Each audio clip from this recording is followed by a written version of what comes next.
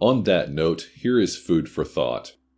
By now, it is no secret that Bill Gates, a man who is clearly interested in pandemic scenario modeling, and has contributed heavily to the development and proliferation of these novel vaccines, and who also happens to have been one of the WEF's very first Global Leaders for Tomorrow, class of 1993, has been accused of being a eugenics proponent.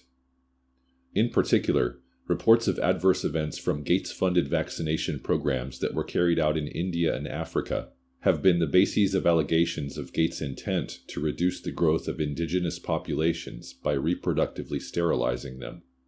Some suspect that Gates is carrying on the tradition of the Rockefeller dynasty, of which he is a descendant. Starting with John D. Rockefeller Jr., nicknamed Junior. In his zeal for population reduction, inspired by his Malthus-leaning professors at Brown University in the late 1890s, the Rockefellers began funding eugenics projects in the early 1900s. As it so happens, Bill Gates' father, to whom he attributes a fascination from youth with issues of reproduction, was on the National Board of Directors of Planned Parenthood. That organization arose from the American Birth Control League, which was founded by the notorious eugenicist Margaret Sanger and funded with Rockefeller money. Sanger was unabashedly outspoken on her view of birth control as a method of weeding out the unfit and preventing the birth of defectives, and she began receiving funding for her birth control research bureau from Junior Rockefeller in 1924. Although Sanger is reputed not to have been a racist and did collaborate with African American community leaders, she has been criticized for having turned a blind eye to the racist sentiments of other members of eugenicist circles in which she worked. Moreover, she had a noteworthy member of the Ku Klux Klan, the writer Lothrop Stoddard, as a founding and board member of her American Birth Control League, and once made the rather racially evocative statement that she envisioned the new contraceptive pill would, quote, be used in poverty-stricken slums, jungles, and among the most ignorant people, unquote. In her writings, Sanger praised the Neo-Malthusian movement in Great Britain for its bravery and expressed thanks for its support of her. Bill Gates has also alluded to having once had, quote, sort of a Malthusian view, unquote, that the improvement of health conditions of impoverished populations would only exacerbate overpopulation, leading to further scarcity of resources and impoverishment. That was, he clarified, until he came to understand that the decreased likelihood of childhood deaths within healthy populations serves to decrease the perceived need of parents to bear more offspring to offset that risk. Now, if one had harbored any suspicions about Gates' intentions, one might interpret from the above that this epiphany reoriented his thinking about how to manage sustainable population growth, that he would be inclined toward improving the health of a population and not the opposite. However, before a sigh of relief is warranted, one might also ponder this. If Gates had not arrived at his revised conclusion, which naturally was the case until he purportedly did, that health is a solution, rather than a contributing factor to the problem of overpopulation, then what would his solution have been? It does seem that his position on saving lives hinges upon the condition that he thinks doing so would be favorable to the future. Consider this ethos and ask yourself whether you would entrust your life or those of your children in his hands. Incidentally, it was also Junior Rockefeller who started the Rockefeller Foundation, with which the Bill and Melinda Gates Foundation partnered in 2007 to form the Alliance for a Green Revolution in Africa, AGRA. For further evidence of interconnections among Gates, the Rockefellers, the United Nations, and the World Economic Forum, note that Rajiv J. Shah, also a WEF protege, who was inaugurated as a young global leader in 2007, and who is now the president of the Rockefeller Foundation, previously held the various positions of Director for Agricultural Development and Financial Services, Deputy Director for Policy and Finance for Global Health, and Senior Economist at the Bill and Melinda Gates Foundation, and was an economist at the UN's World Health Organization. Besides Rajiv Shah and Gates himself, at least 4 other executives of the Bill and Melinda Gates Foundation have been either global leaders for tomorrow or young global leaders of the WEF. The Gates Foundation also happens to be one of the most generous private donors to the UN's World Health Organization, having pledged over $682 million to the WHO in support of a vaccination initiative focused on Africa and Asia. Declarations of intent. In the realm of occultism, there is a common belief in the critical importance of outwardly declaring one's intent. If one performs an online search, one will find innumerable pages containing instructions and advice on invocations and incantations, where declare your intent is emphasized as a crucial step. Declaration of intent is generally a required step in one's initiation into occult groups, as well as a means of amplifying one's power and likelihood of success in performing spells to manifest desired realities. An occultist's compulsion to openly declare the intent to achieve a nefarious objective is naturally at odds with the need to conceal the fact of that from others. Though the declaration of intent is seen as necessary to magnify one's occult energies to reach the aim, declaring it so overtly as to genuinely alert others to the threat beforehand and allow them a chance to prepare a defense would be contrary to the aim. The solution is in subtlety that allows for intent to be at once openly admitted and obscured, especially when inserted into the midst of a cascade of lies. Quote, "Because there is no righteousness in their mouths, but evil is within them, and their throats are like opened tombs, and their tongues subvert." Unquote. Psalm 5:9. Furthermore, for those who have forewarned of their intent to destroy their prey, the fact that their prey have blissfully ignored the warning and accepted their demise without a struggle is savored as proof of the weakness and stupidity that justified their destruction. I believe that various participants in this world scheme have openly declared their intent. The UN and the WEF are candidly open about their agendas, announcing them on the internet and at endless meetings of which video recordings can be viewed by the public, albeit using a good deal of generalized language that prevents their exact meanings from being discerned, unless one spends the time to contrast what they have said with what they haven't said, to interpolate what they could only really have meant. The revelation by the Club of Rome that it contrived the idea of using environmental crises to induce people into alignment was undoubtedly a declaration of intent. The future pandemic scenario posed by the Rockefeller Foundation and the pandemic scenario simulation organized by the WEF and the Gates Foundation might be regarded as declarations of intent as well, especially in light of how interconnected these entities and their interests have been shown to be, and the fact that their so-called predictions have largely come true. Dr. Anthony Fauci and Bill Gates have personally made pointed statements that were obviously meant to come across as predictions, though they were actually phrased as declarations, such as when in 2017 Fauci unequivocally informed his audience in a university auditorium that there would be a, quote, surprise outbreak, unquote, during the Trump administration. Quote, "If there's one message that I want to leave with you today based on my experience, and you'll see that in a moment, is that there is no question that there will be a challenge to the coming administration in the arena of infectious diseases, both chronic infectious diseases in the sense of already ongoing disease, and we have certainly a large burden of that, but also there will be a surprise outbreak. And I hope by the end of my relatively short presentation, you will understand why history, the history of the last 32 years that I've been the director of NIAID, will tell the next administration that there's no doubt in anyone's mind that they will be faced with the challenges that their predecessors were faced with." Unquote. In other words, and you must pay very close attention to what Fauci's exact phrasing was in order to see this, he was saying that it was his own professional history that was the reason the new administration should be sure that such problems would continue to arise, as if to say, "You know my reputation and what I have done in the past, so do not be surprised when these things occur in the future." Fauci was not conjecturing when he said that there would be a surprise outbreak during the coming 4-year period.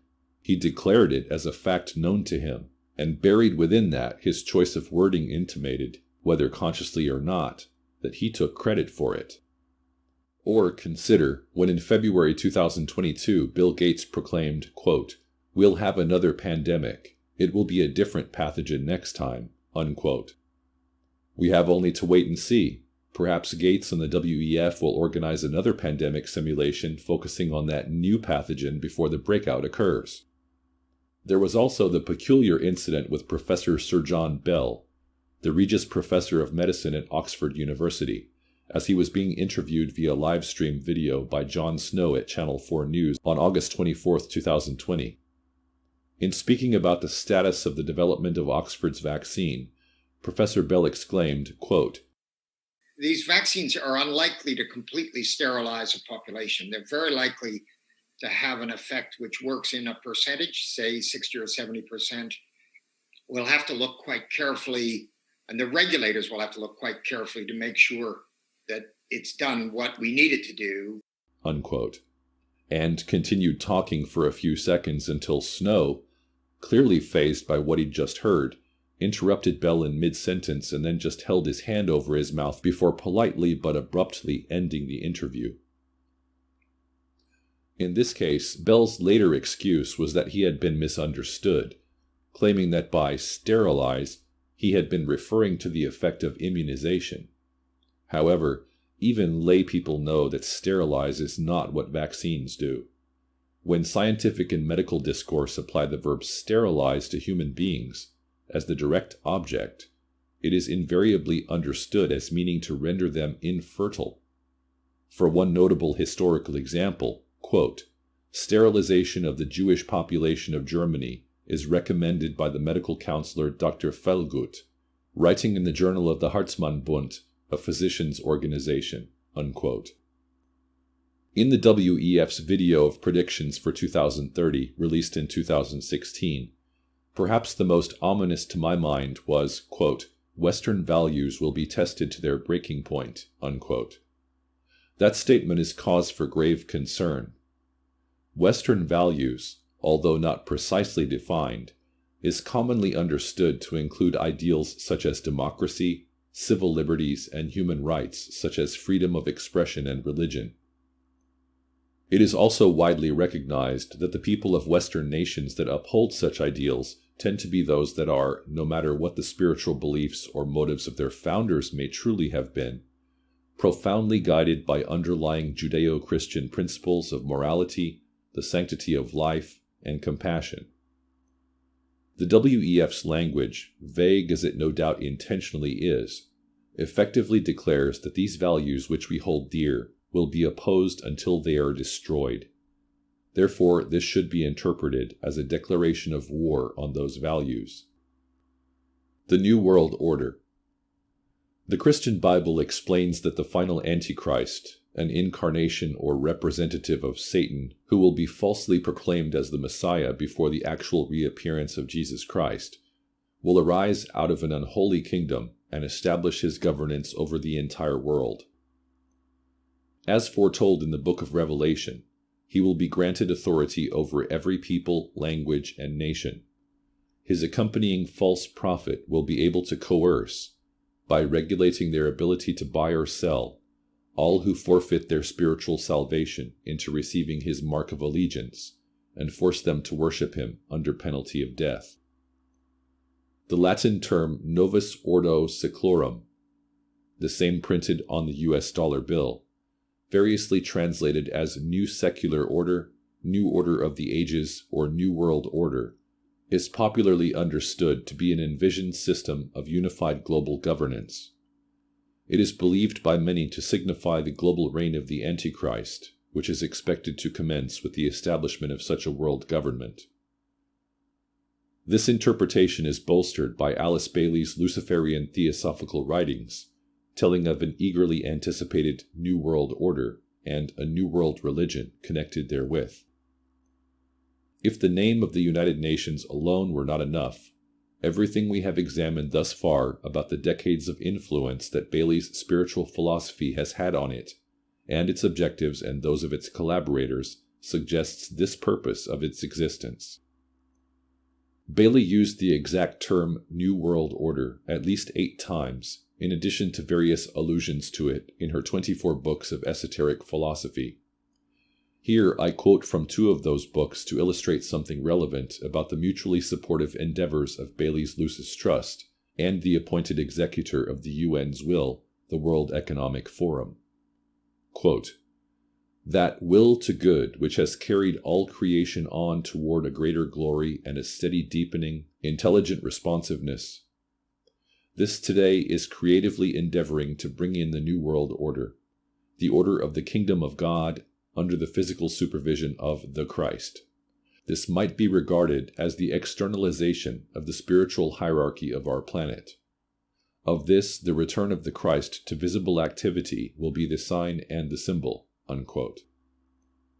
In the above passage from the chapter entitled The Return of the Christ of her book, The Externalization of the Hierarchy, Bailey's reference to the will to good that seeks to bring about the New World Order is synonymous with both the name of her World Goodwill Organization and the particular brand of goodwill energy that her network of New World servers seeks to spread.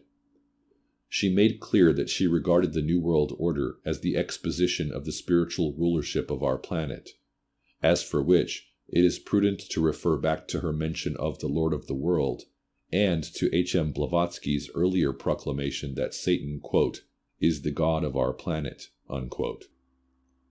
Here, Bailey also clarified that this epic event will be marked by Christ's reappearance and physical assumption of rulership over this new, quote, "kingdom of God," unquote. By having made no allowance for an initial appearance by the Antichrist, she suggested that the false Christ who will initially arise and assume control through his global monarchy will be the true Christ.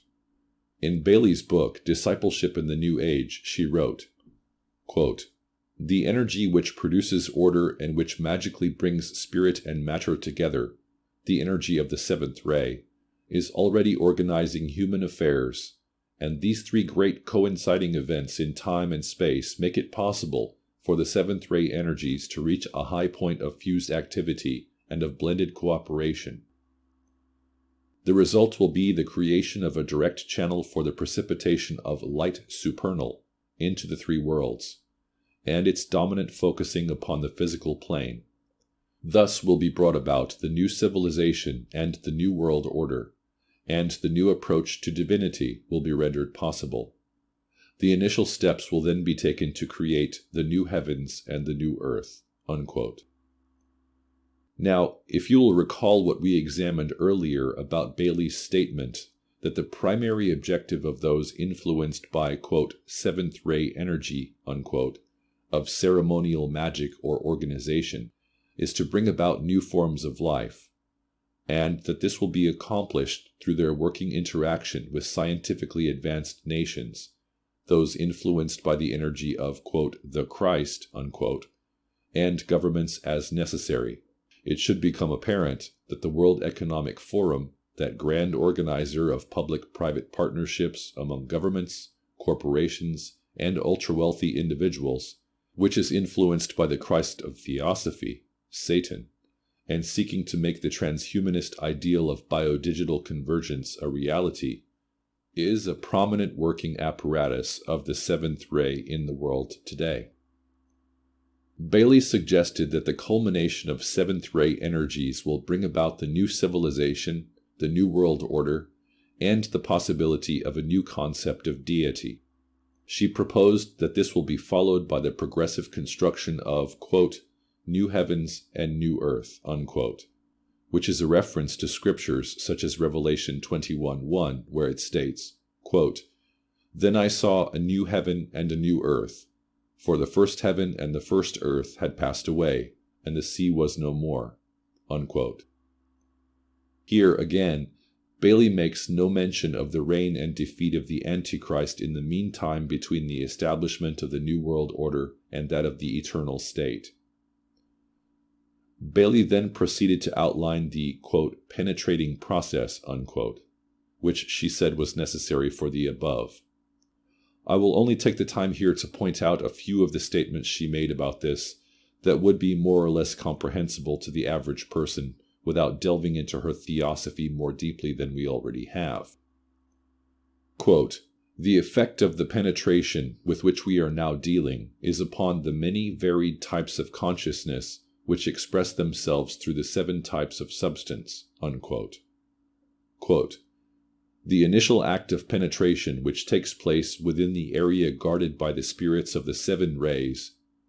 This connotes extreme activity in Shambhala, and also necessitates the cooperation of the Lord of the world and of the entire council over which he presides." Unquote. Quote, "Because humanity has passed through a great cleansing process, and because in the world today there are many aspirants and disciples, the effect of these penetrating energies is such that they inevitably evoke response. They become polarized or focused upon the mental plane. Because of this also, everybody who is mentally centered and controlled, as well as aspirationally motivated, is faced with an imperative opportunity. This opportunity is unprecedented in human history, and is also based upon certain astrological relationships, which I have also touched upon in this series." Unquote. From these statements about penetration, we can distill the broad and basic idea of a campaign of psychological persuasion focused on the centers of, quote, Shambhala, will or power, unquote. That is, the centers of authority and influence in the world, and carried out with the cooperation of Satan and his council, having the objective of polarizing and focusing public minds on a grand opportunity that must be seized without delay. At this point, I would like to remind you of the statement that Klaus Schwab, the founder of the WEF, made in the interview in 2017 when he boasted of his organization's achievement of influencing national governments by embedding its young global leaders within them. Quote, "We penetrate the cabinets," unquote. Penetrate was an interesting choice of a word for his meaning, was it not? One could argue that infiltrate would have been more appropriate. Especially as Schwab is a non-native English speaker, I suppose that he instinctively used the vocabulary that came most readily to his mind for the topic he was speaking about, which was the lexicon of Alice Bailey. Also recall the statements made in June 2020 by the WEF and especially Prince Charles, who used the word opportunity 3 times in as many successive sentences, as though they were selling the urgency of the opportunity the pandemic presented. Quote, "Our best chance. A golden opportunity. Unique but rapidly shrinking window of opportunity. An opportunity which we have never had before and may never have again." Unquote. I will reveal a final clue about the spiritual force behind the WEF's assault, if you are willing to see it. In the WEF's video, at the point that it makes the prediction, quote, "The US won't be the world's leading superpower. A handful of countries will dominate," unquote. The background image is a photo of a row of several flying national flags. On the webpage where the video is hosted, under the comment relating to that prediction, there is also a static photo of a clearly different set of flags waving on different poles in some other location. However, the one thing oddly in common between the 2 photos is that they are both centered on flags of one nation in particular, Turkey. Quote, "To the angel of the church in Pergamum, write, These are the words of him who has the sharp double-edged sword. I know where you live, where Satan has his throne, yet you remain true to my name. You did not renounce your faith in me, not even in the days of Antipas, my faithful witness, who was put to death in your city, where Satan lives." Unquote. Revelation 2:12-2:13.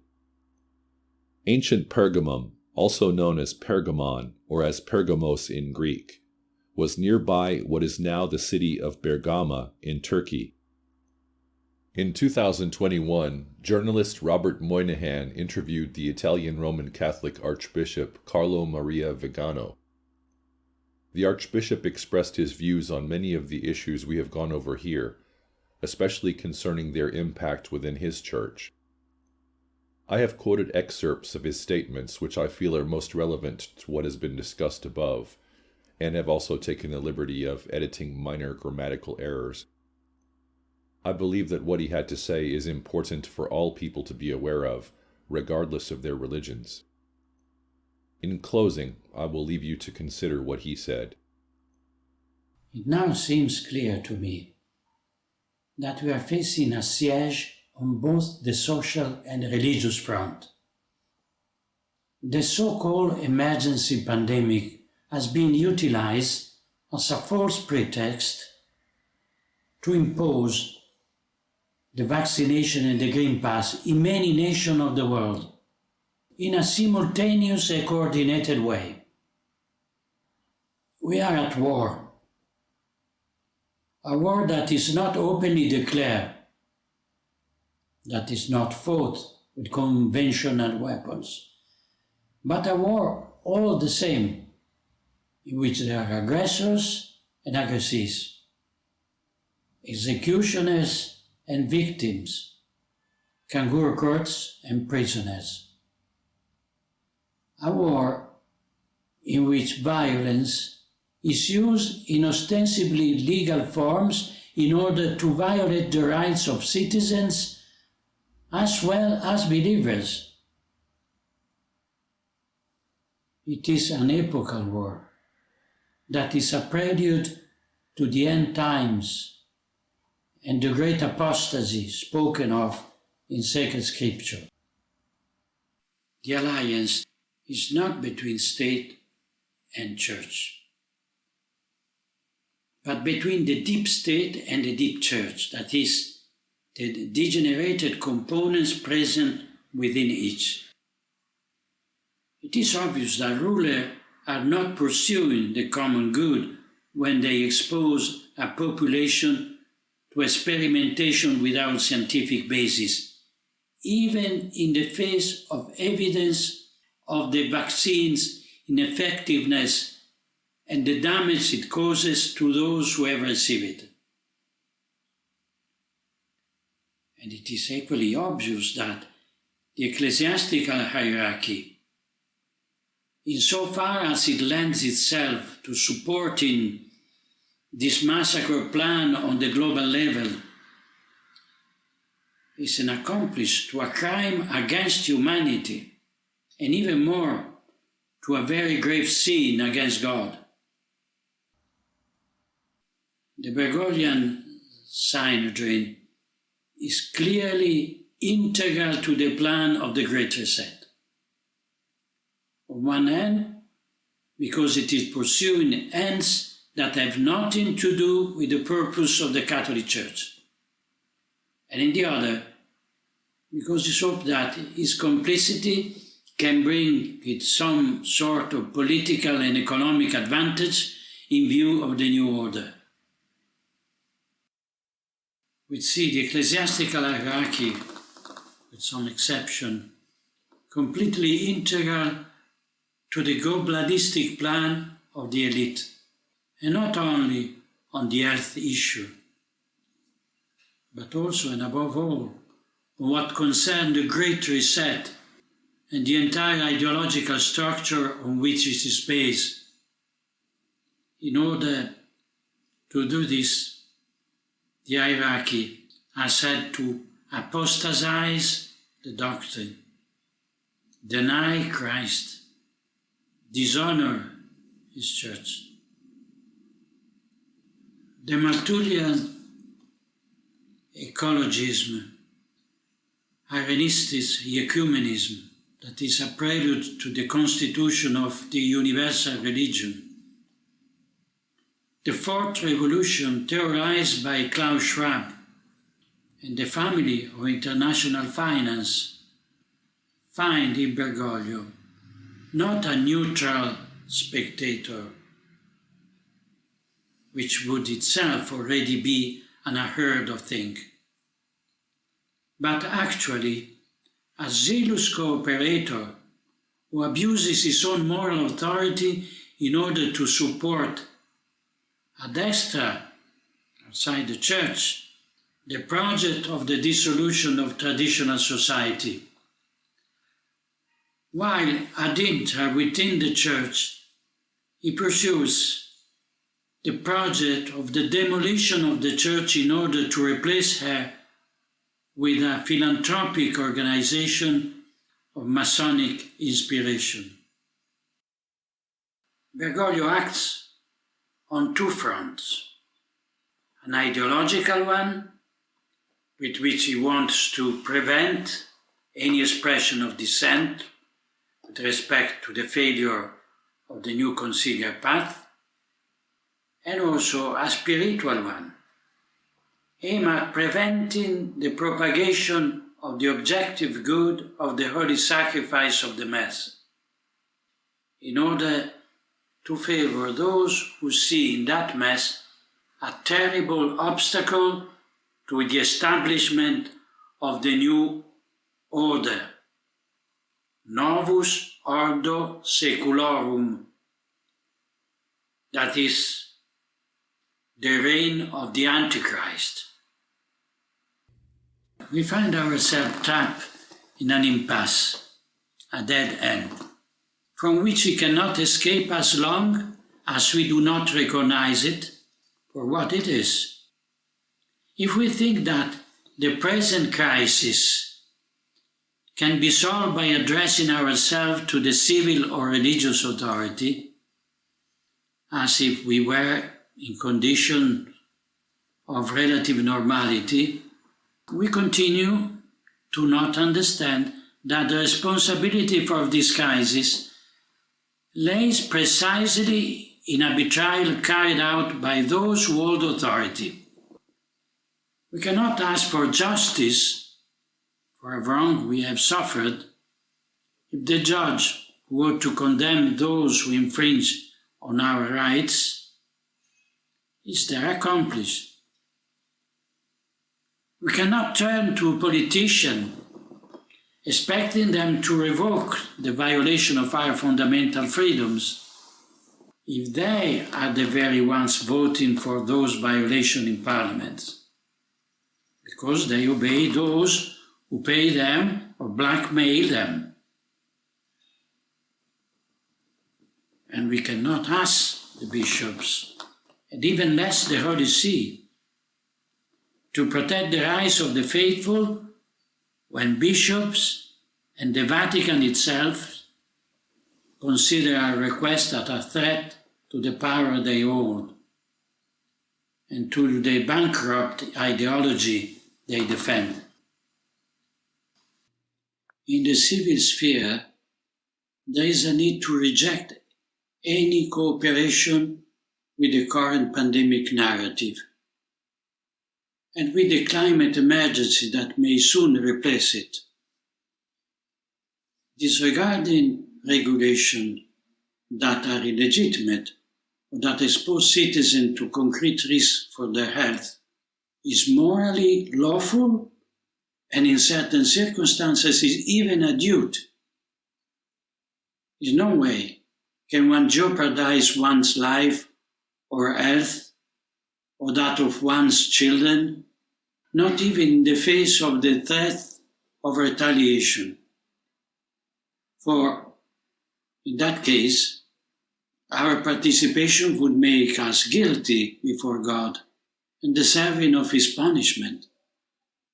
In no case should it be tolerated that a pseudo-pandemic whose victims are fewer in number than the victim of the supposed vaccines, because an alibi for imposing control and limitation on natural freedom and civil rights. And if the media enslaved to power and accomplices of this conspiracy censor every dissenting voice, this should persuade us that dystopian society described by George Orwell is now being realized following a precise script under a single direction.